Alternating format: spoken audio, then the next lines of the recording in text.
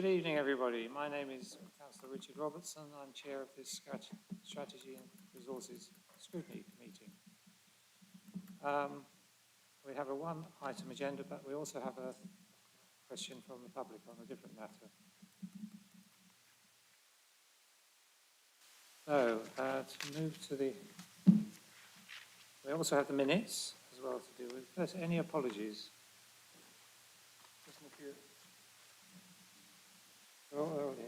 None registered.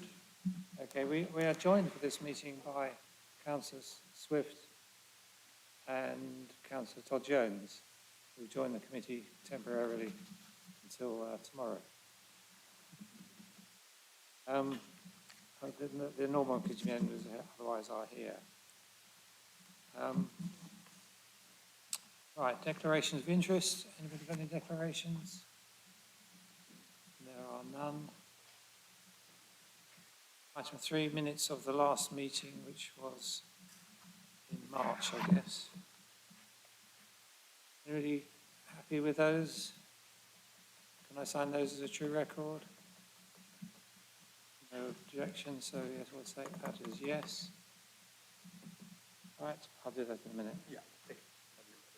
Item 4 is public questions. Mr. Carpen, if you'd like to come and speak to us. You know the usual rule, 3 minutes. Please, over to you. Thank you, Mr. Chairman. Good evening, councillors. Good evening, everybody watching at home. My name is Anthony Carpen, and amongst other things, I'm a local historian. The question I'm going to ask primarily is about the Romsey Labour Club, which has been an issue for quite some time. But the thrust of the question is about how we, as a city, treat our basically civic and historical buildings. I refer also to the front page of Friday, April the 28th, Cambridge News, which has the headline, "Cambridge Deserves Better," relating to the Hobson Street Cinema, which is actually a quotation of something that I wrote on my blog.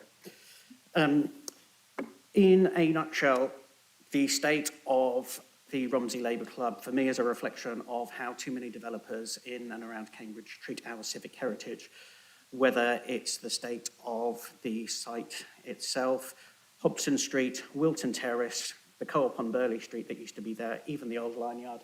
And as I found out yesterday at a public consultation at at Victoria House in Fulbourn, even that very prominent Victorian building is not listed.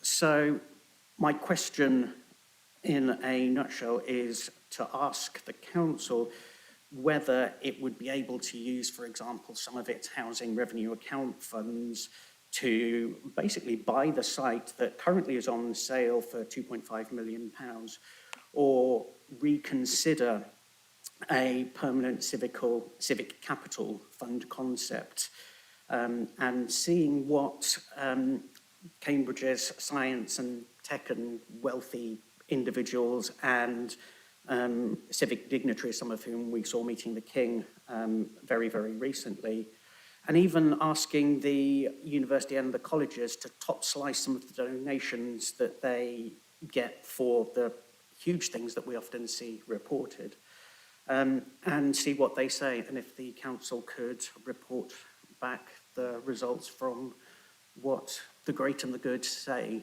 just to test whether the concept of a civic capital fund might actually work to support council projects that at the moment ministers and current laws ban local councils from raising funding via taxation. Thank you.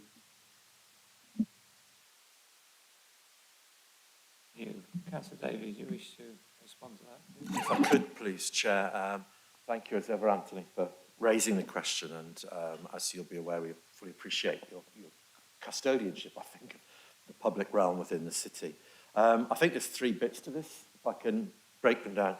With regards to the specific about Romsey Labour Club, we have in the past looked at the potential of this, but in terms of our finances at that time, it just didn't stack up appropriately. That may change, of course, over the course of the future, and we will continue to keep that under review, just as we keep under review all properties within the city. I think the second issue is about how we can bring together, for want of a better term, the great and the good. As you'll be aware, recently We were involved in an arts and culture bid, or some of us were involved in an arts and culture bid, around the use of the Mill Road Library. Those involved at board level spoke with potential investors across the city. And whilst there was genuine interest in what we were trying to achieve, when it came to actually getting the cash in hand, understandably, there was perhaps a reluctance from those involved because they needed greater planning and they needed greater assurances, I think, for what we were trying to achieve. So I think with regards to, if you like, again, the great and the good, I think we need to spend time working with those through a range of different opportunities to look at what we could potentially do. I think, without wishing to appear too negative, I think the most exciting potential thing is looking at a social impact bond.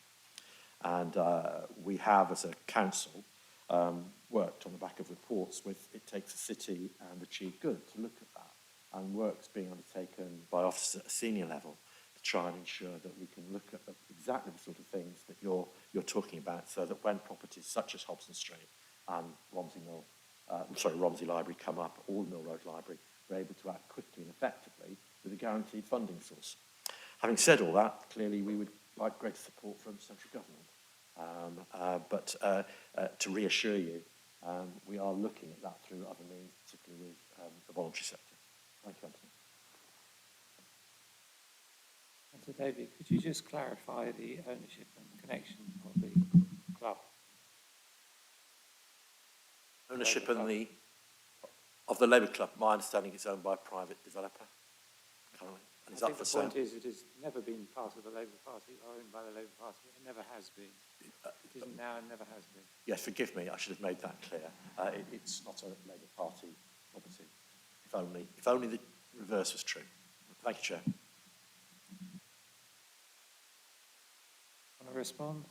I do, in 2 particular, minutes. on the point about ministers and what powers are available. So I'd like to take this opportunity to ask the council if it could use the good offices of our local MP, Daniel Zeichner, to write to the Minister for Planning, asking him and his ministry what legal powers are available to local councils to protect or to require developers to protect historic and civic buildings, mindful that, again, I found out yesterday that Fulbourn Hospital's Victoria House and Victoria Tower is on the at-risk list with Historic England, and what penalties there are for developers who fail to comply with them. Furthermore, also what funding is available. Finally, I also invite the City Council, not for a response today, but to consider the recommendations of the House of Commons Public Administration and Constitutional Affairs Select Committee, which has called for a radical overhaul of local government and the governance of England by the establishment of a Royal Commission, and also take a corporate view on the report from the House of Commons Levelling Up Housing and Communities Committee about the unsustainability of local government finances, and ultimately to make their corporate views public at a future meeting. Thank you. There's quite a bit there, Anthony, but to take the first bit, I think it's probably a good coincidence that Stephen Kelly's in the room, because I suspect when we look to approach Daniel, it might well be beneficial for us to talk to Stephen about how that might be couched to ensure it doesn't breach current, or it adds to what's currently available to planning. In terms of the process we would undertake, obviously I'd want to talk to Anna as the leader to make sure we can take this forward as a council appropriately, and to contact Daniel, as you suggest. With regards to your broader points about local government funding, you can probably guess, I think you'll find complete agreement from everybody sitting in this room that there needs to be a better and more appropriate way that we are funded. Thank you, Anthony. Thank you. All right, we'll move on to item 5, which is the update on the 4-day week trial in the Greater Cambridgeshire Planning Service. And I think it is Watts from South Cambridge going to present the report. Thank you, Chair, and good evening, members. Nice to see you all again. This is the final report on the 3-month trial for the planning service for the 4-day week. As you know from various meetings that I've attended before, we were measuring two things. One was key performance indicators and one was health and well-being of colleagues. And the purpose of the trial was to assess in a 3-month period whether we could maintain or improve performance and maintain or rather improve health and well-being of colleagues. So all of the data is set out in the report, and I think we've seen really positive results. We've also seen early indications that, to be honest, we weren't expecting in terms of improved ability to recruit and retain colleagues, which is particularly for the planning service, very good news. We've got some really excellent qualitative feedback, which the Bennett Institute carried out for us from managers and councillors, which is something that, should the year-long trial be approved, we'll certainly be working through in terms of seeing where we can improve things and act on that feedback. So I've got Stephen Kelly and Heather Jones with me tonight, who obviously are the experts on the planning service, and happy to answer any questions, Chair. Thank you. I'll open up to the floor. Anybody wish to make any questions or comments? Councillor Gawthorpe-Wood. So I see from the report that there are some of the respondents who are doing more than 80% of the hours in 4 days.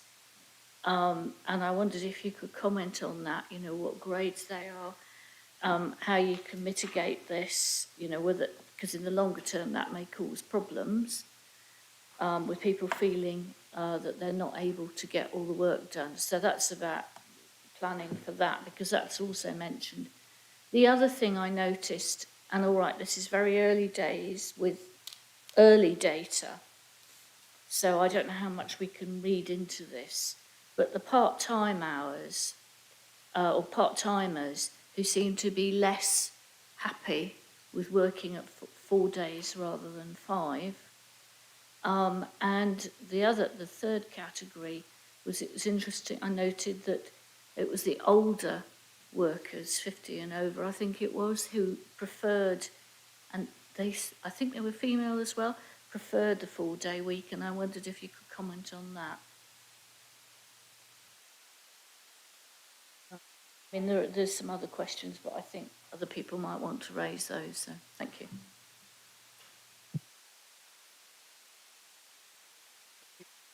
Thank you, Councillor Wood. I guess the purest form of a 4-day week is 80% of the time. But when you look at the trials that have been done, certainly the latest trial that was across the UK and the results came out in February, lots of companies found different things.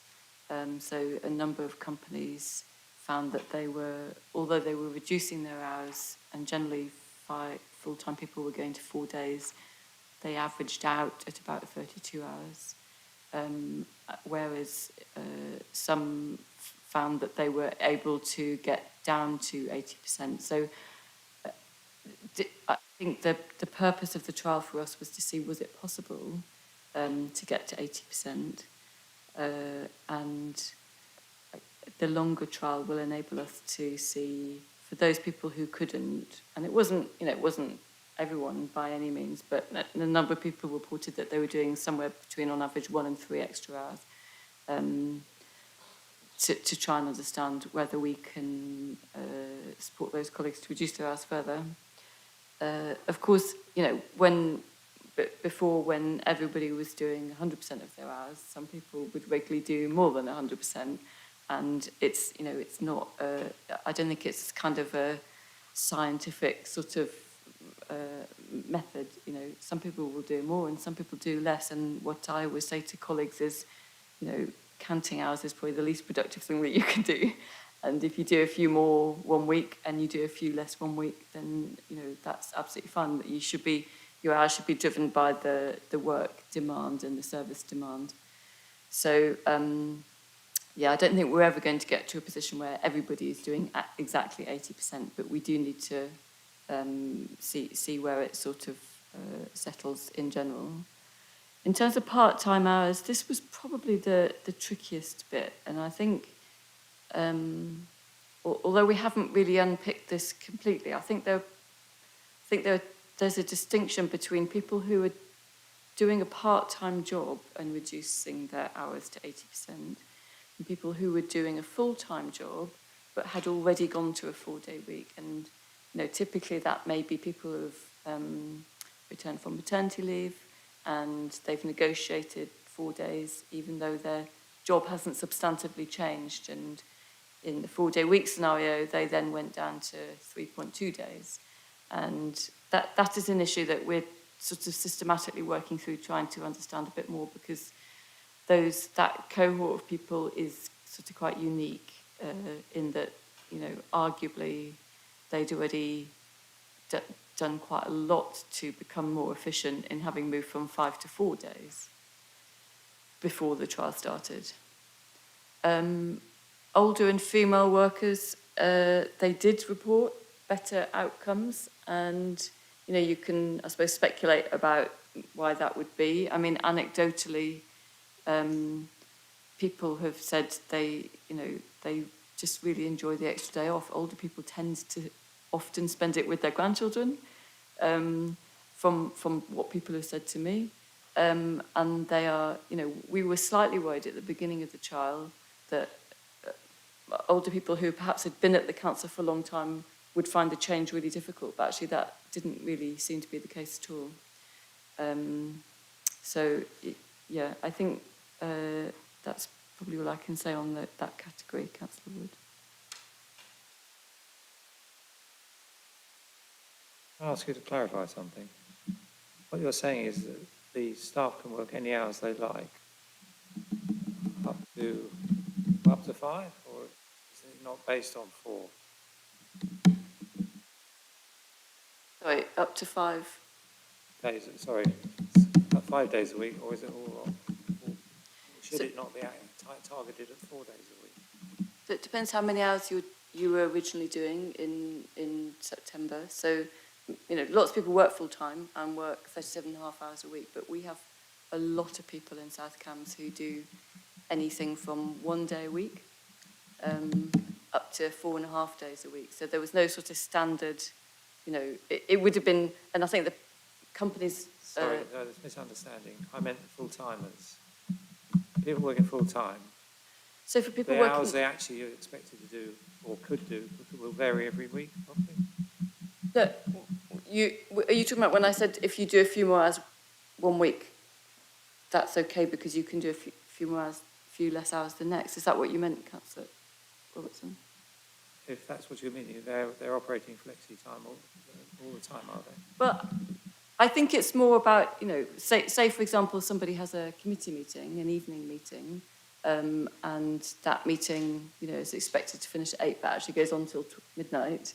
In that kind of scenario, that would be a week where somebody clearly would do more than 80% of their hours. And the way that we operate is that we say, okay, well, you know, maybe come into work a bit later the next morning, or do, you know, catch up those hours next week. So it's not a formal flexi time system. We've moved away from a formal flexi time system, but we encourage people to be flexible, so to be able to deliver their work and, you know, do things like evening committee meetings in order to kind of meet the needs of the service. Sorry, back to Councillor Gawthorpe-Wood.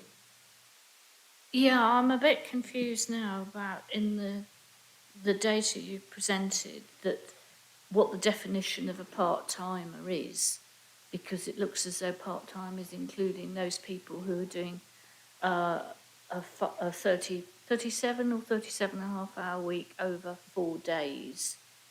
The other thing I wanted to know was do you have certain grades where people who work over the number of hours that they're contracted to do they get paid anything?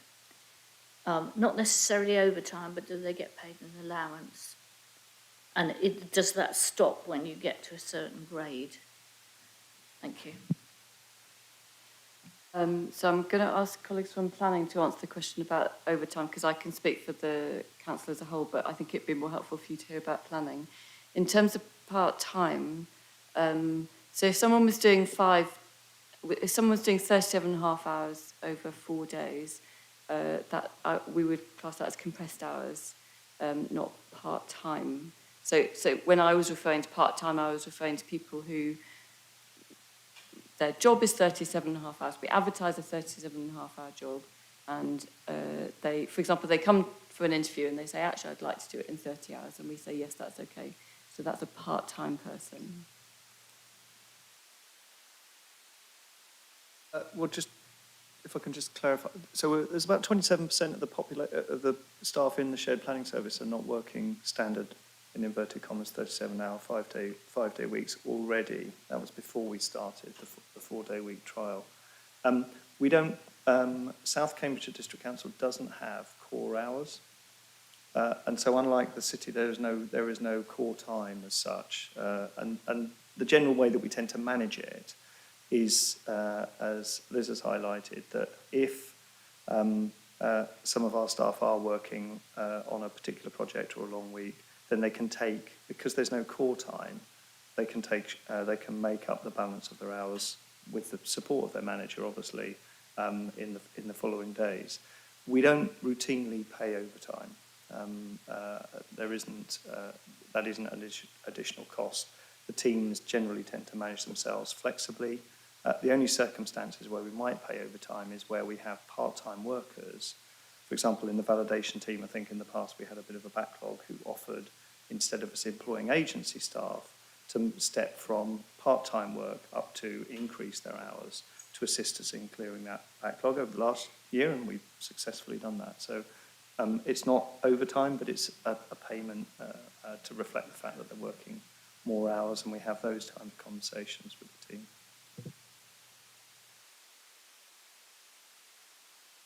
Right, there was one more around here, though. All right, Councillor Bick. Thank you, Chair. I think my colleagues are open-minded to this continuing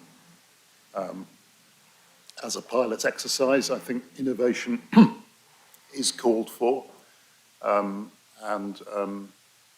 that this is an interesting, we've always thought an interesting way of proceeding. I think the reality is, looking at the report, that there's a certain inconclusiveness about it, and I think it's obviously necessary, if we are serious enough about it at this stage, to want to do it for a longer period before being sure. Some of the statistics are sort of the there or thereabouts nature, and one can't tell whether that's slipping away from us or slipping towards us. And I think that probably the extended period is really necessary. And I think I remember asking the question when this was first started, surely you can't expect to see a dividend from this for recruitment after doing it for only 3 months. And I think the answer was yes. You agreed that we couldn't. And so no surprise that if things look reasonably optimistic from the 3 months, then it does seem worth doing it for the longer period to understand the impact on recruitment more fully. There are a couple of things I would like to ask, though. One is, after we had had the 3-month pilot, and if we had then extended it to a further 12 months, do we still have a route back? I mean, it's not that I'm looking for that, but if it's a pilot, I think we need to make sure that it is genuinely a pilot, and we haven't reduced our options by creating a custom and practice or a precedent which is difficult to row back from if we discover that it isn't working in some way. So I think that's really important that that we hear quite definitively about that. The second thing is that, as has been noted, that some staff aren't all managing to achieve within 80% of their original contracts what we'd hoped they would. So I'm just wondering about how we're going to regard that. I mean, just supposing that became a creep to maybe more people needing more than 80% of the time, and that amount creeps upwards, maybe getting closer towards the 100% again. And so, I mean, how would we regard that? Because we've just heard that the authority is not paying for that extra time because you don't have an overtime practice for that.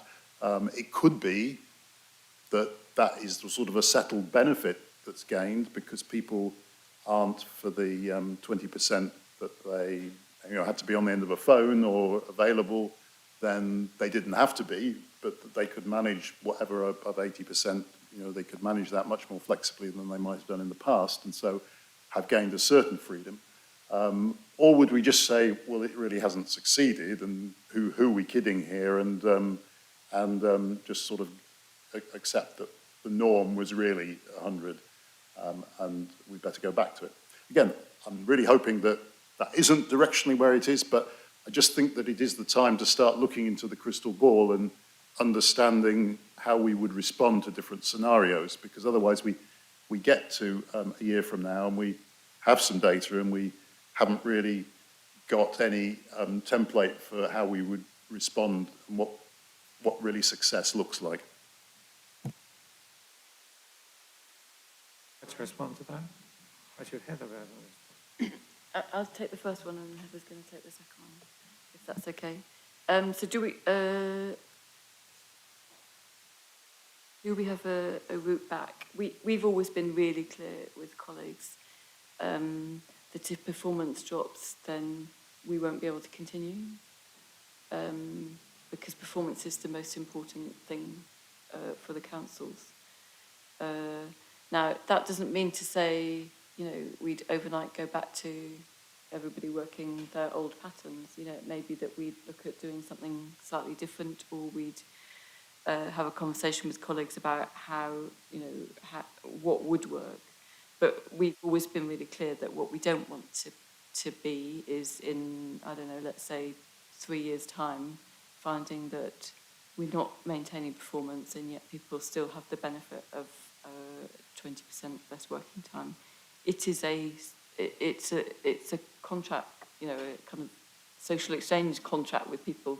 People are more productive and they have the gift of an extra day off a week. So I think it's a really good question, and I think it's something that we need to be really alive to all the time. We can't kind of slip into being complacent about it. But that's the kind of position that we've always taken so far, Councillor Vick. And I'm going to ask Heather to talk about kind of individuals and what happens if their hours slip up. So taking the point on recruitment, I think we could, we've certainly seen an improvement in that. So we went out to recruit a compliance officer in autumn of last year twice and weren't able to recruit, but we recruited successfully, and we've just appointed someone, and we had 9 applicants and I think interviewed 5, and all of them were, really good applicants. In addition, we've created a new appeals officer, and we've just recruited into that, and actually got someone from a legal background who's again applied and been appointed, and that was in double figures. So the application numbers numbers of people applying has certainly improved, so that's really positive for us. And we've also made 2 other permanent appointments. As you know, we're moving away from agency to permanent, so that's really, really positive. In respect of the your comments regarding about the 80%, I think what we've found is that those that are dealing more transactional are able to easily manage the time and are more productive in the 4 days, which is really positive, and look forward to that day off. I think alongside this, we have to recognise that the planning service has gone through a senior management review. So what we're doing now is introducing deputies or team leaders who will be mentored to step up and help the managers who maybe struggle a little bit more with maintaining the 80%. So it's about our culture and helping them and us move into that, where we've got clear deputies for all of our roles. So at leadership level, and there is someone there who, who can help and support, and you are able to delegate to. So that's really exciting for the team as well, because that means they've got the opportunity to progress their careers. So that's a really positive move forward, and you will notice that as we start to bring them into planning committees and other areas. Is that enough? Shall I add some more, Tim, or Councillor Tim? Chair, if I could just, that was very interesting as far as it went, but I was asking about directionally if we aren't successful in stopping that creeping to more people using more than 80%, or those people who already do more than 80% doing even more than 80%, if you see what I mean, and how we would react to that. Is that failure? Is that something that the thing is designed to incorporate, or what? Yeah, can I just, because I think one of the things from our experience around this is that people are, as people have acknowledged, people chose to work in excess of 37 hours. In fact, some people chose to work substantially in excess of 37 hours under a 5-day week. And, we are in a situation where people want to do a good job, and so they are, as the report highlights, some people have found it difficult to sit within those, that 80 percentile of activity. The thing that's a bit more intangible, so will it slowly creep, which I think is your concern, and will that actually, within 2 years, will be 100%? The thing that's really difficult to quantify through the survey and questionnaires is what happens to the way that they look at the days. So as a manager, I'm probably one of those people who has struggled to fit within 80% of the time. But what has transformed is the fifth day. So from a well-being perspective, the fifth day, the day that is my non-working day, is a totally different day to the weekends or annual leave and so on, and is an incredibly powerful facility to be able to take stock and actually rebalance. Now, as a consequence of that, on some of the 4 days, I will have worked more than 7.5 hours. Some of you have seen me for more than 7.5 hours in a day. So that is going on. And that's because we want good outcomes. Will it become the norm?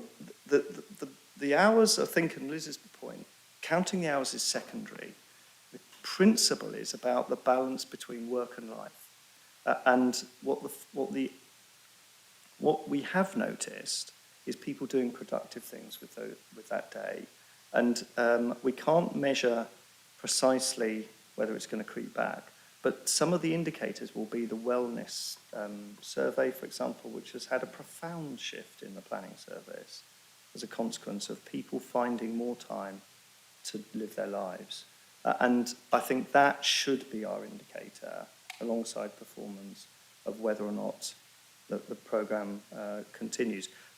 I have a very clear view, and the management team are giving a very clear view, that the day off, that day that we're not working, the non-working day, is a day we should not be available and visible in quite the same way. It doesn't mean that we're not, if an emergency happens, we're not available, but it means that we're trying to support the team with taking that time. And that cultural shift is also what's driven the focus time when we are in the office when we are there, which has had a positive impact on productivity. So if we creep back and I suddenly end up working informally the whole of my non-working day, I think a lot the well-being scores will change and things won't necessarily be as positive. And I think that would be the reason to look at things again, rather than solely just a reflection on hours. And so I think it's almost, I didn't think that day would become a different day in my life, but it has. It's not the weekend, it's not annual leave, it's my day. And even my wife has noticed it. So I'm not saying it's the solution, but it's a reflection. And I probably still do more than 30 hours, Tim, but they're productive. And it's a measure of success that you can't easily put into a report.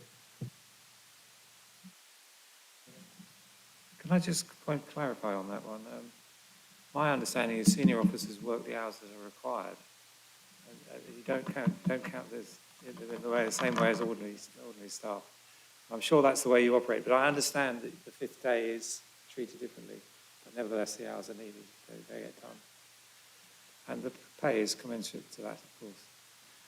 Right, I've got Councillor Payne next. Thank you, Chair, and thank you very much for the report and for your answers. I think, I completely agree with Councillor Vick that on this side of the chain we've always been very open to see how it would work, and I think we really appreciate your quite regular and detailed feedback to see how it evolves, and we're very open-minded seeing how it goes forward. I think my question would just be, so while we're open-minded to see how it goes forward, I hope we're also open-minded to scrutiny, and there's a lot of challenges around this, and we're hearing questions this evening. I'm sure further challenges will develop as we go sort of along the roads. And so I just wanted to ask whether, as we move forward with this, whether there's any plan within it to bring forward scrutiny and work with organisations and groups who perhaps are not aligned with the idea of the 4-day working week. So if the focus group report from the Bennett Institute is really interesting, really helpful reading, but I do notice that the Bennett Institute, something that's quite striking is as soon as you Google them, they've been taking part in blogs and podcasts recently, which are entitled How to Make a 4-Day Working Week Work. And I think that's fine, as long as we see the opposite side of the coin. Otherwise, it sort of becomes that the council's marking its own homework if we're only working with groups who are already aligned with this. So I just wanted to ask, is there, and I know there are organisations who are very much against the 4-day working week, is there any plans to do any work on scrutiny with them to make sure we are seeing both sides of the argument going forward in a fair way? I'm not questioning what they're saying here, and it's brilliant to hear, but to ensure that there is scrutiny from both sides, I think is really important within this. I think from the shared planning service, as the report makes it, and obviously I can only comment on the shared planning service, but we are scrutinised every day by our constituents, and we do consult with our users in terms of every single application decision is accompanied by a questionnaire about the performance of the planning service. Now that captures the applicants, we accept that. The second element, however, is that we obviously track very carefully our complaints. And over the period of the trial, in fact over 2022, our complaints have fallen by 60% or so compared with the same period last year. And so we, as a management team, we're clearly reviewing the feedback that we're getting, but we are seeing, people aren't backwards in telling us when we're not performing as a shared planning service. And so to date, we're seeing a positive trend associated with a whole suite of activity in which you couldn't easily isolate the 4-day week. But certainly we have an active programme of trying to engage. We also have various forums and so on that we're continuing to try and see how we can capture further information from. So from a user perspective, which is in some respects the most independent view, you could say, that we're going to get, we are continuing activity to try and understand those views and see whether we can pick up any patterns. At the moment, as I said, our complaints for this last year, you'll see in the reports due shortly, are down by 60% or so compared with the year before. So there's a positive trend that we haven't seen changing as a consequence over the 3-month trial, but we will clearly, and you will clearly scrutinise that as we go forwards. Do you want to come back? If I could, Chair, that's helpful, and I think that would be interesting to see, and again, it's great to hear. But I think concern's probably too strong a word, just to be clear, but that we've commissioned a report from an organisation who are explicitly pro 4-day working week. I think we'd feel very reassured here if we were explicitly commissioning a report from an organisation who are against. And something that comes into the council is, of course, triaged by the people within it. So I think just for the sake of balance, if we're looking to an organisation who are in favour of what we're trying to do, to share the data and promote that further, surely we also need to look to see the other side of the argument, to be sure we've kind of had a completely non-biased representation there. So, did you want to answer that, Louise? Well, briefly, I mean, interestingly, the first time I met the Bennett Institute, they were very publicly sceptical about the 4-day week in a public meeting in one of the Cambridge colleges that I happened to be attending, you know, because I was interested in productivity, and that was what the talk was about. And so I wouldn't say they are explicitly pro the 4-day week.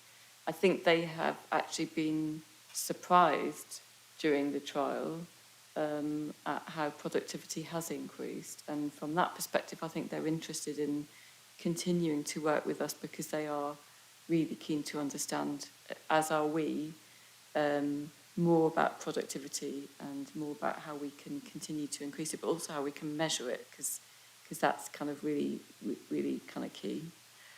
I mean, I'm always really, you know, if you have thoughts about who, and so one thing, the Bennett Institute we didn't pay them, they work for free, so just to, I think that's really important to say.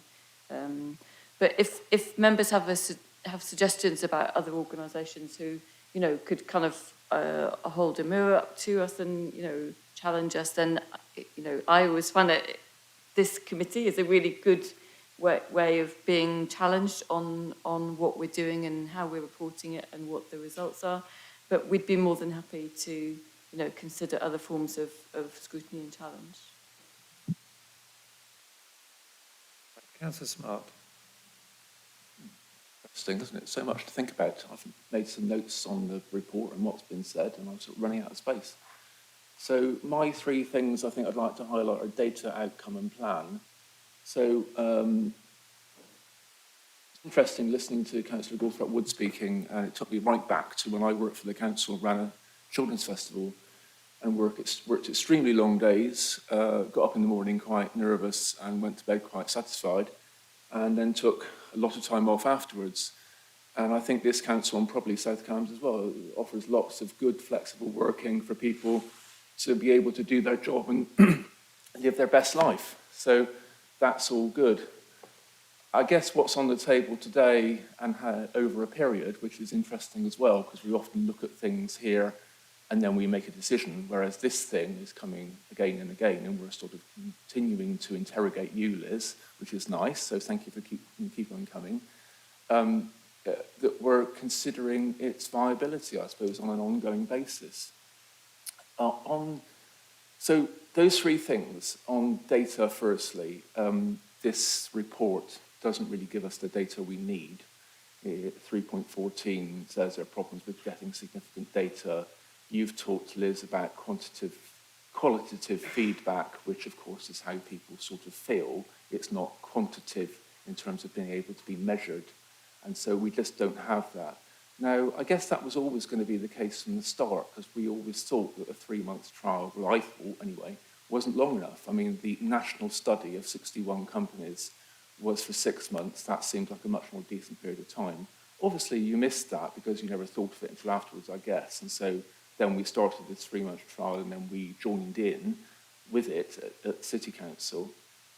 And so, you know, now I guess the implication is from what's said in the report that there was no way that the 3 month was going to give us what we needed, but we never knew about a year extension to the trial.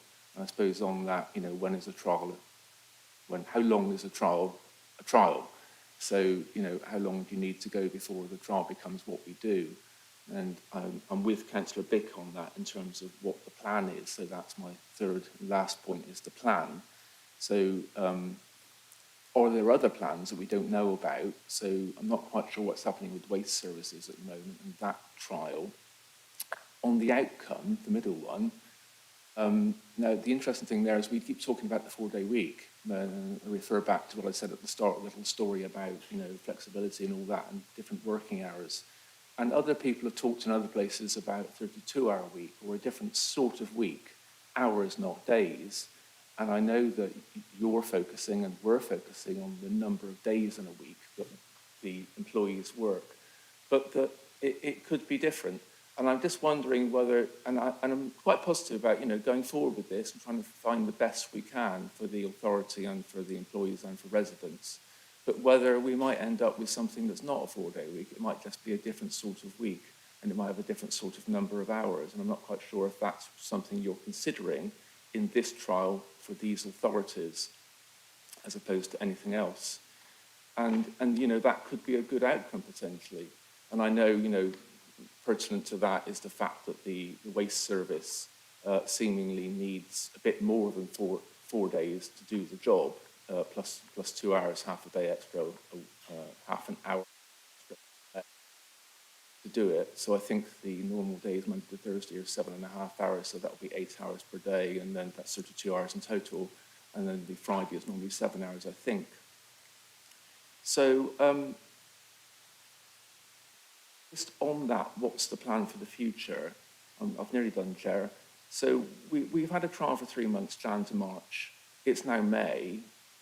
That was the trial. As far as I know, we're still doing it. We're still doing a 4-day week. But where has that come from? Who's authorised that?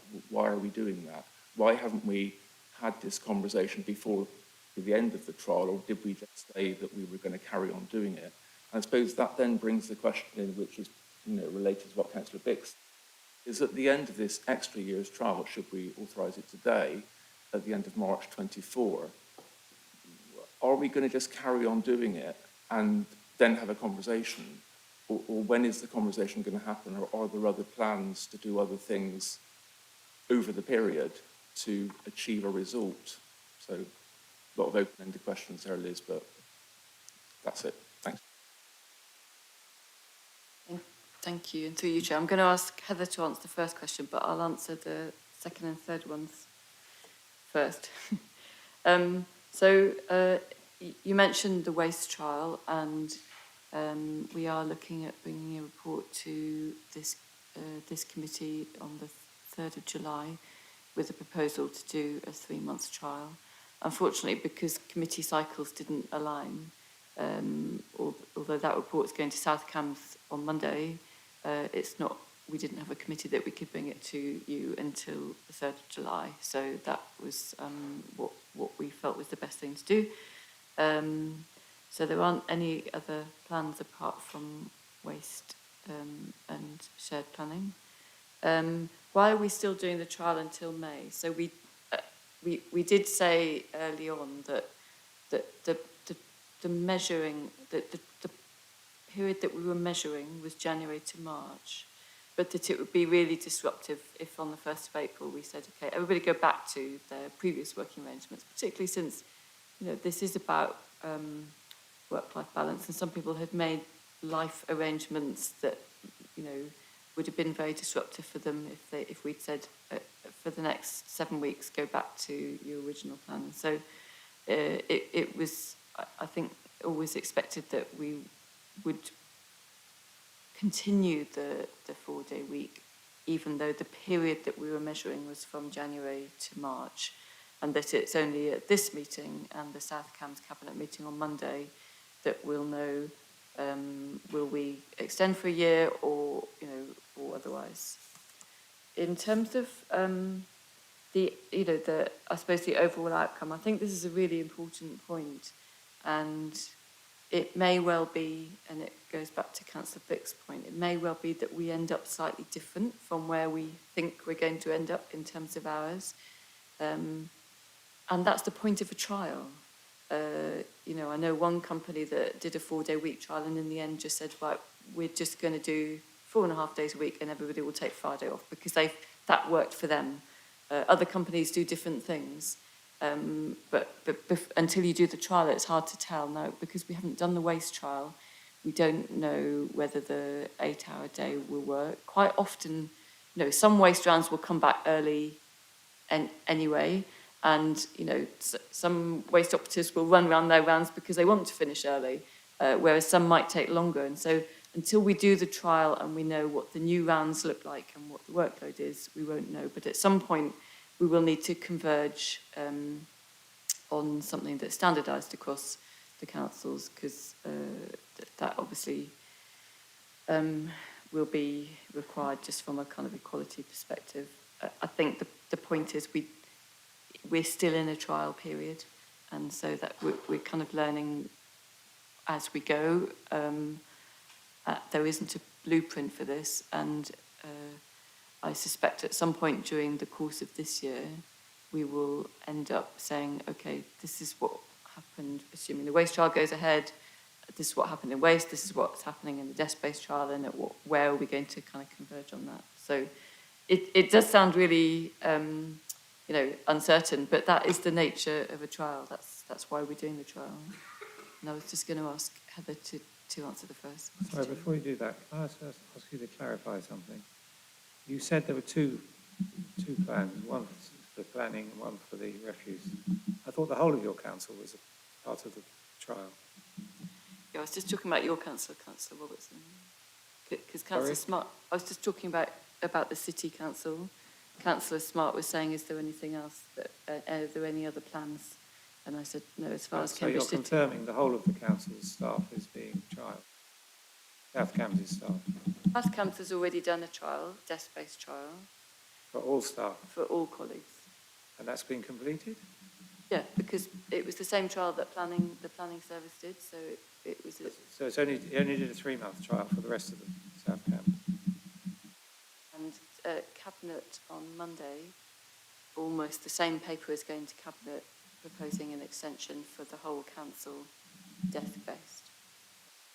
So yes, it is as I thought. It's the whole of the South Cambs, including our planning staff. Right. And all manual staff as well.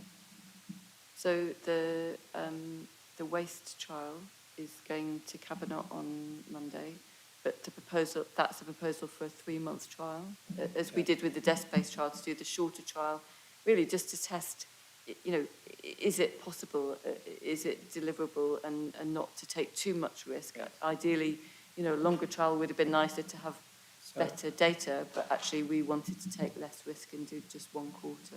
Yes. Did you just say that the refuse collections, the trial is going to be extended on Monday? It's planned to be extended? No, the refuse trial hasn't started yet. No. We're waiting for you to consider that on the 3rd of July at this committee. Thank you. Mm-hmm. Do carry on, Heather. Thank you. So just to give some statistical information which you might find helpful, Councillor Smart. So we've looked at our on-hand cases for the DM team. So at the end of March in 2022, that stood at 2,356. But at the end of March 2023, that's 1,776. So that's a great improvement. So individuals in the team have around about 30 to 40 cases on hand now, where previously they were having around 60 to 80 cases. Our backlog has reduced. So 3rd of January 2022, our backlog stood at 1,110 and 667 of them were Cambridge City. And as of 27th of March 2023, it stands at 361 and 179 of those are Cambridge City. And then I've got some comparisons to the data that's in the reports. So if we were to take registration and validation for the first 3 months of this year, it ranges from 74 to 82%. For the same period last year, it was 36 to 40%. So that's a marked improvement. Average land charges processing time. So for the period this year, we range from 9.66 to 8.25 days. And the same period last year, we were 13.65 days to 11.49. So that's giving you top and lowest range. Major decisions, so they are around about the same, 100%, 100% and 89% for this same period last year, compared to 66%, 100% and 100% for this year. Minors, so minors trend is similar. So this period, this year, January to March, we've gone from 68.8% to 89%, and the same period last year, we were 76% to 92%. Others is a more positive trend. So this year we're on 77 to 85%, and the same period last year we were 54 to 71%. So that's a really positive trend of improvement. And then the average number of weeks to determine applications remains similar, although it is better last 4 quarters than the previous 4 quarters. And decisions on time for Cambridge City Council from the 1st of April of this year to the 11th of May. Just to reassure you, we're still maintaining performance, and that's standing at 85.6%, which is really positive. Hopefully that helps. Councillor Smile. Yeah, that's really good. Thank you, Heather. Thanks for that. And just briefly come back, because I know others want to speak and time's getting on. So just on that, on the data, I think it needs to be said, I mean, I'm sure we're all aware, but this data, the small portion of data over 3 months, and I'm positive about going forward, you know, with the year's trial, I think we can get a lot more data, a lot more useful data. But over that period, we've just come out at the end of a global pandemic of COVID-19, and a lot of people have been feeling very bad about themselves in various degrees, and not been doing very well at work and packing in work and all sorts of things. So the data sample is somewhat skewed by that, I would say, if you were looking at it as an academic. We also have a huge transformation programme going on in this city council that's costing millions of pounds, and that must be having some effect on what we do here at the council. And you yourself, Heather, as part of the planning team, have been doing very good work together with all the other officers to improve the performance of that team.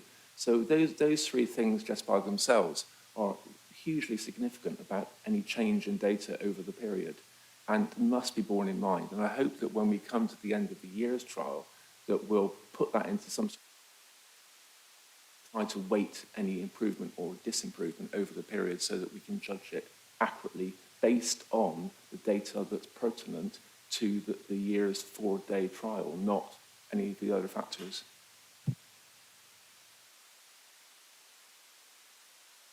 Ian, do you want to answer that?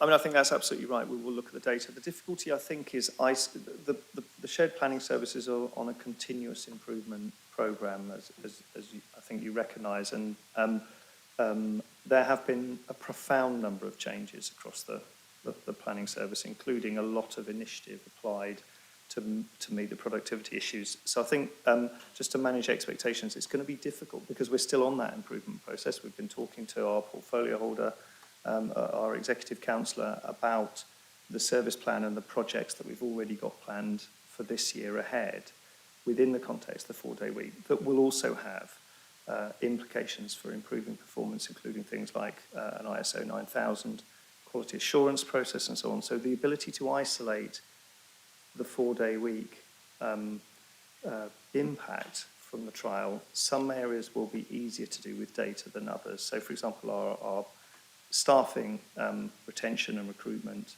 issues will be perhaps easier to directly attribute, but the reputation of the service is growing, and I want to be clear that we won't be, in order to isolate the 4-day week, you'd have to stop doing all the things that we've planned to do to improve the service, and we're not going to do that.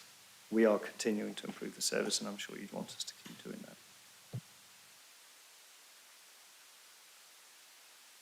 Councillor Smith, Simon Smith. Thank you, Chair. I'd just like to draw attention to figure 11 on page 56. And also a reference to, I think it's on page 25, 2 points. I think it's the third bullet point, and it relates to two interconnected things. So the first one is that in the Figure 11 is showing that people reporting there are fewer shorter meetings and reduce social interaction with colleagues. And then this relates to, I think, new starters and junior staff, that they're getting reduced opportunities for on-the-job training, informal interaction, and transfer of tacit knowledge. Now, I think the thing is about the planning service is that it's populated by knowledge workers. And we know that knowledge workers are most effective when they work together and they have face-to-face contact. And that's when the exchange of the and creation of tacit knowledge happens. And so I'm concerned that perhaps young workers, and there's also a reference elsewhere in the report, which is when managers do come into the office, they are actually in kind of like wall-to-wall, back-to-back meetings, and therefore may not necessarily be spending the amount of time with the junior staff and the new joiners that they will actually require to be fully up to speed with the work that needs to be done, and to learn on the job continuous progression in their development. So these are things that are of concern and I think need to be addressed. I think there's a reference or a recommendation there that does need to be looked at. So that's the first point I wanted to make in respect of that. And the other point is about improved efficiency of working practices. And the reference is there that although some staff have been making greater use of IT, there was a kind of a bit of a view expressed that maybe there were more forms of software products that, and a call for more investment into software and IT to make them even more productive. And I think it would be very helpful if you came back with proposals about what the form of that investment might be, because this links to the continuous improvement. I think really in what's been going on in the shared planning service is better described as continuous revolution, frankly.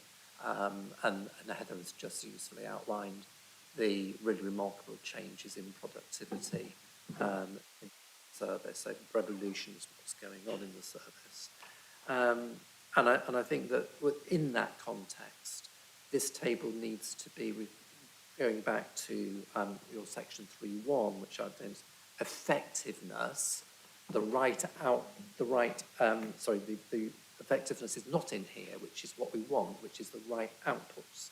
Efficiency is one thing, but it's actually outputs that we're paying for. So I think we need to be knowing more about, in the trial, more about the outputs. I think that section, paragraph 3.1, is really good. I think that just picking out what defining what effectiveness is, what organisational productivity and what efficiency is actually a very good organising framework in which to identify the changes that will occur from the trial and what needs to be done arising from it. Now, that brings me to member role in this. This is all officers, and we haven't really sort of touched on what members are supposed to be doing with this. I would like a 4-day week, please. I certainly don't think I'm going to get one anytime soon, because it just, the work just carries on almost continuously. But I'm being facetious because I'm doing it on a voluntary basis. But actually, there is a strong point to be made here that members do need to be aware of the need to support the officers in the success of this trial. And in that context, I think we need to be looking very seriously about how we operate in our committees. And I think the way in which we, the reports that we receive, because they are very time consuming to produce, I met a senior officer recently and I was told that one committee report took 3 weeks to produce, and 2 senior officers took a day each to review that report. No idea that a report would take 3 weeks to write, and I think on reflection, a lot of the information in the report is not really helpful to the crucial point, which is understanding the planning balance, the determining factors relating to that judgment. And so I'd like to see changes to the reporting, changes in the way in which we work at committee, and in fact the applications that make it to committee as well. Because I think one of the other things is that there's, you know, just looking at these this table, the sort of the work that's being carried out that really isn't necessary, and that cutting that out is going to mean that the productivity isn't, there's no loss of productivity, we're actually getting better outcomes because we've got people who are fresher, more motivated, and I really do strongly support the trial, and I wish you every success with it. Chair, if it's all right, I think Heather's going to pick up those points. Stephen. If I just cover the piece about effectiveness, and I think Heather's really well placed to talk about how we're supporting the teams and those junior staff, because that is an issue that we're alive to. There is a difference between the efficiency of the service in processing widgets, but the effectiveness of the outcomes that it achieves. And we've had some really productive discussions with the teams about where they're adding value to our communities and where they're not adding value. And that journey started last year, but was made, in a sense, was supercharged by a discussion around, if you had to do fewer things in the week, how do you make sure that the things that you're still doing are the most important things for our communities and achieve the objectives of the councils, whether it's in their business plans or in terms of the kind of big overriding issues that we have as a council, climate change and biodiversity emergencies that we've committed to. So the process of the 4-day week has been actually a really powerful tool in stimulating discussions in a kind of transformation perspective around effectiveness of the effort rather than just the efficiency of the process that you're using. The team are now really, Heather will talk about the team development days and the way that we're maturing discussions around effectiveness into that process, but it's absolutely at the heart of what we're trying to do. The 4-day week has helped us to make it a reason for that conversation to happen. And importantly, given staff a reason to help us answer that conversation, certainly in terms of the number of ideas that have been generated by staff in response to that. But Heather, you're much better placed than me to talk about all of the work on staff development, team development. Thank you, Stephen. So we've instigated team development days for each of the team members, where we're at each of the functions within the team, so that we can really get together with our team face to face and work on some of those kind of communication and other issues that sometimes cause problems, particularly if you're working remotely, and I think that's picking up someone else's point earlier. We did an all-staff one, and at that we talked about vision, values and purpose, and that was in November. And at that we also worked in groups, picking up on what we could do to make ourselves more effective and efficient in preparation for the 4-day working week. That's continued. We have a working smarter, not harder group, and they are, and that is empowering all team members to actually make those small changes, those incremental changes, so that they feel that they're accomplishing something as well, but it's really great for efficiency and effectiveness. And it feeds back into our champions who feed back into the 4-day working week champion group, which is really great. Even today, we had BNE and the DM talking about biodiversity training for team members. So we have got a programme of training for team members. As part of our quality management system, we have to have training logs, and we have to have a forward programme. So, and we're ready for audit next week, which is fantastic for that. In respect of ICT, we're trialling tablets. So the enforcement compliance team are using our tablets, and they're really effective. They've found them that they are saving time and making them more effective and efficient. We're now trialling that. I think there are about 6 DM colleagues who are trialling them, so that's a really positive move as well. And the other thing I just wanted to pick up about the committee process.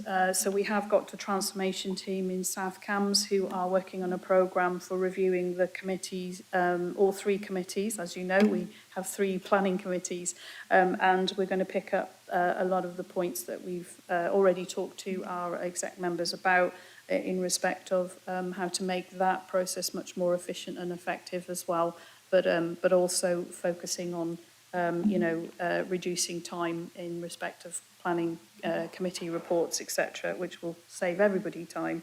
And in respect of outcomes, I think the really great work that's been done on our business plan by the management team with input from the wider team is fantastic, and talking about those outcomes. We've had feedback from members as well and opposition members, and that's been really helpful.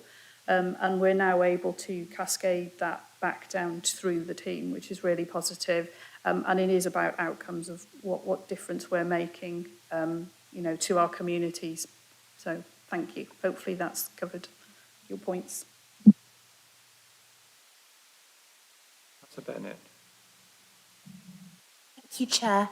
I just have a very quick point. I'm encouraged by the robust key performance indicators cited by Stephen and Heather, but I'd still like to ask whether there's been any proactive work to find out what residents think about this trial and how comfortable they are with it. Thank you.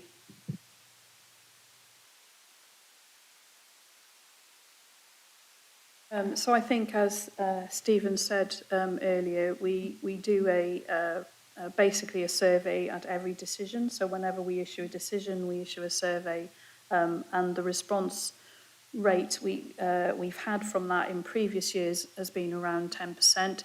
That's actually dropped to around 5%, and that we take that as a positive indicator, because it means that more people are happy, because they generally want to fill in the form if they're not. It's an online form, and part of that as well is in respect of that is that we have around about 60 to 75% good or better.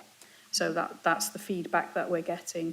We've also done feedback through our agents forum, which was a really positive experience. We've done a survey before to capture, what our agents are thinking, and there was conversations and discussions at the agents forum in March about the 4-day working week. We've also had a residents association. We have 3 of those in the year, and residents and parish forums as well. So the Cambridge Residents Association forum was a really positive meeting again, and again we did a survey before to make sure that we are capturing what the needs of the communities are. Do you want to add anything, Stephen? Thank you. I don't think so. No. That's enough, is it? Right. Sen? Thank you. I'm perfectly happy with that, Chair. Okay. Councillor Davey. Thank you, Chair. 3 brief comments rather than questions. But before that, I just want to say thank you to Liz publicly for yet again coming to Council to answer our questions. Stephen and Heather are more than welcome, but I'm very grateful. This is now, I think, the 5th appearance, so thank you very much. Comments. First, without wishing to alienate fellow councillors opposite, It's probably worth mentioning that this is, or was, part of the Labour Party manifesto in 2019 under the never-to-be-forgotten Transforming Lives, Increasing Fulfilment section. Now, it would be fair to say, whilst not all parts of the manifesto I would necessarily want to keep and hold on to, whilst though much is good in there, there's some that needs to be revised. But this is one area that I think we desperately need to hold on to, because this is about improving the work-life balance of workers within the councils. The second comment I'd like to make is that there has been clearly independent analysis around this. Although initially I was quite worried about the KPIs in relation to planning. Heather and Stephen have, I think, been really reassuring tonight. Although I do appreciate comments from colleagues that it is difficult to isolate what's happening from the 4-day week as opposed to the excellent work you're doing under the transformation process anyway. The final comment I'd make is that I think a number of people have spoken about leaping in the dark with this. I've got to be honest, after many years in the public sector, I've leapt in the dark with far less evidence as to what might happen. In fact, it'd be fair to say, quite often with no evidence whatsoever. So I would therefore ask this committee, I don't have a vote, but I'd therefore ask this committee to go ahead and support the proposal to extend the trial. Thank you, Chair. You, can I don't think there's answers to that. No, okay. I need to ask some questions myself. The 4-day week trial for the refuse staff is not on, is being planned for later in the year, I understand. The preliminary proposal is for the refuse collections to be done in 4 days and 2 hours a week. And that my understanding is that there are no other staff within South Cambs where it is proposed that they would work basically more than 4 days a week. But the refuse collectors would work 4 days and 2 hours a week. Do you think that's a problem?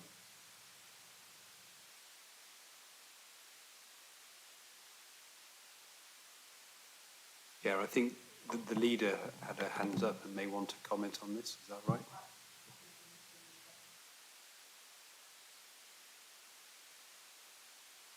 So thank you for that question, Chair.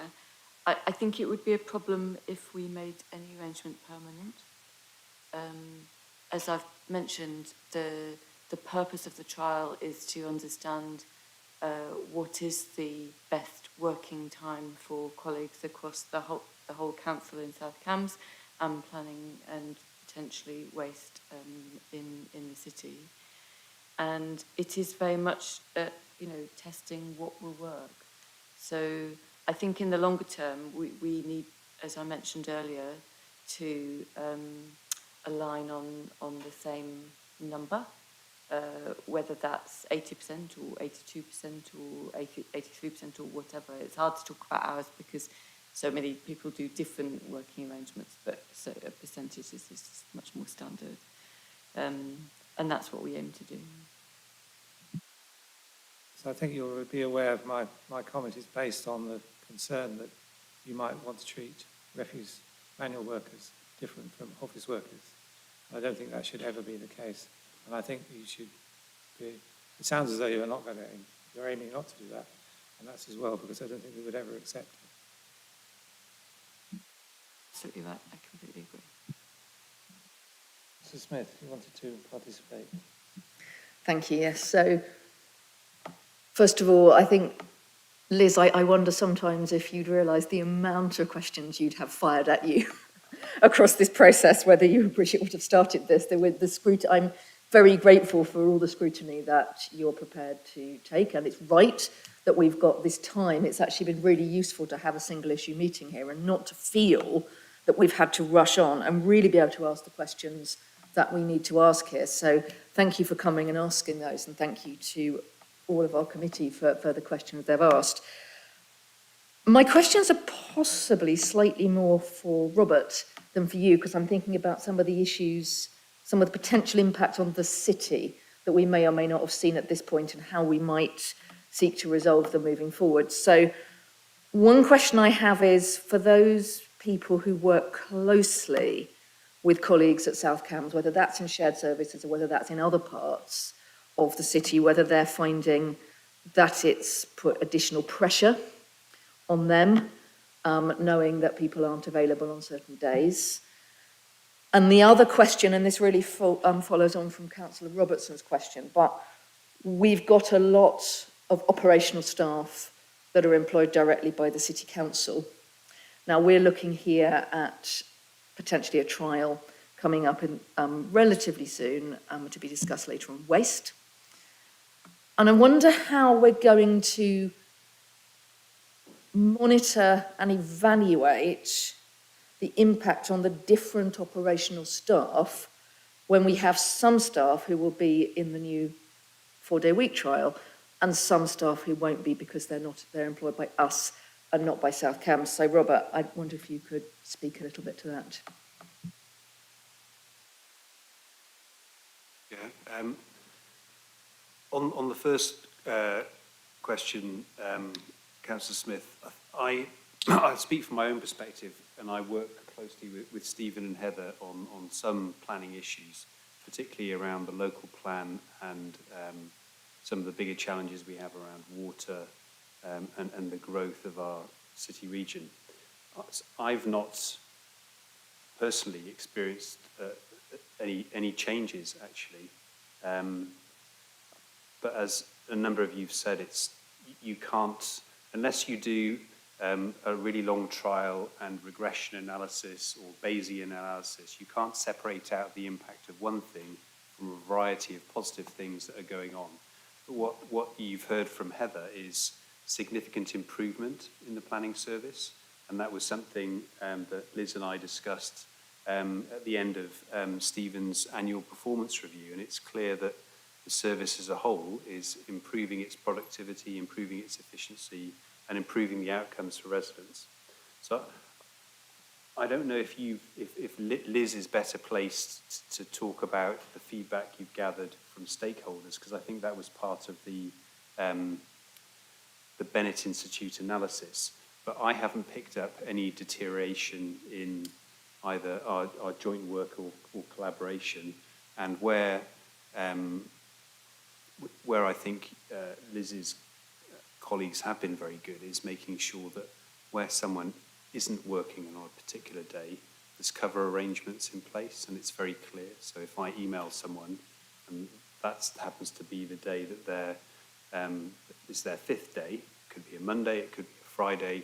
If they're not there, I know exactly who to contact, and that there's good overlap and exchange of information. So my own perspective, and from what I've picked up from colleagues, on your first point, I've not seen a deterioration or a change in a way that's affected the City Council.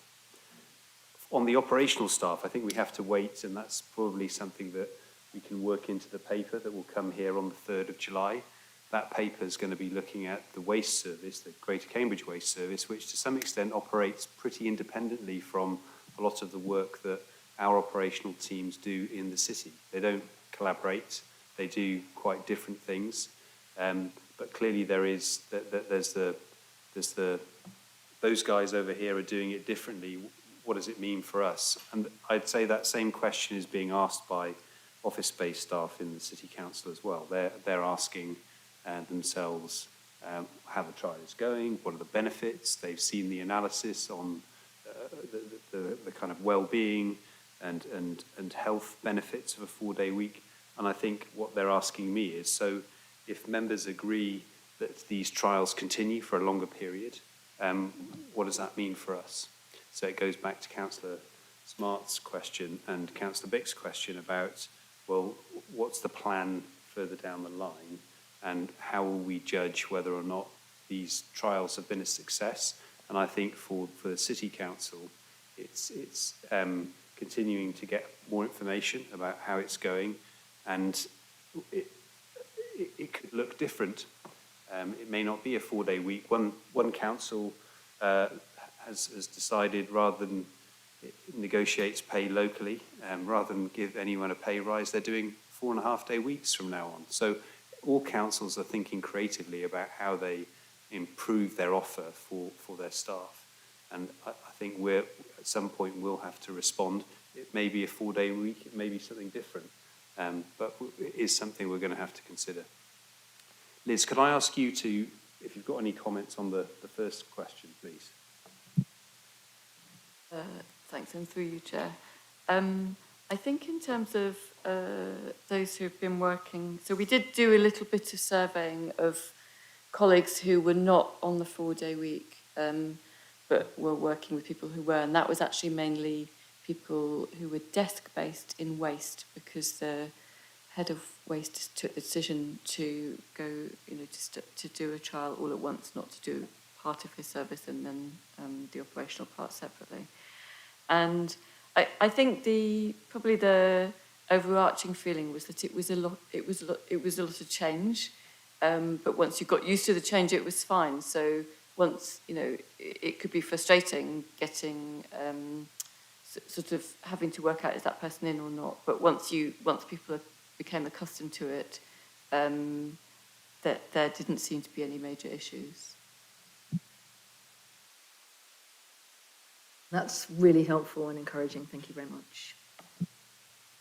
Right, I think we've all had our turn, and Arlo comes to Smart to have another go.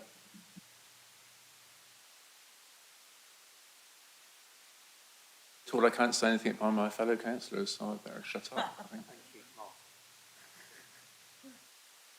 Say it anyway, Chair, if I may. I think it's useful, excuse me. So it only won't take long. So, I mean, we've said a lot of things today, but the main thrust of this campaign is to recruit and retain staff. That's been the driver from the start. That's what's in the recommendation 2.1. And I was just thinking in terms of the report that comes in, say, a year's time, or just a bit less, at the end of March 24. I don't know if it's possible, but it seems like to me that it would be useful in order to read data that we wouldn't only know about that year, but we would have data for previous years too, showing what recruitment and retention was like in previous years, especially before COVID, so that we can judge the trend. That would be useful. The other couple of things I was going to say briefly are, this is our kind of like big thing, this 4-day week. I've said already that I think it could end up being something different, like, for example, a 32-hour week maybe, which would be 86% of 37 hours, possibly. But anyway, we'll see. But if that's our big thing, and the big problem is recruitment and retention, and Bidwell's and others take our staff away, as they were doing in the planning department, then if they offer a 4-day week, we're scuppered. What do we do then? This is a public meeting. They know what we're doing. And finally, if we do decide to continue at the end of the year, well, does that mean that we will then continue with a contract that says 37 hours, or will we change the contract, and will we effectively have changed the contract anyway if everyone starts working whatever it is, 4 days or whatever, for a longish period of time? I think we could take that as a set of statements to be considered. I don't think we need to carry on with it. So, anybody else got any proposals or contributions? No? Okay, then I'll take you to the recommendation, which is very short, I think.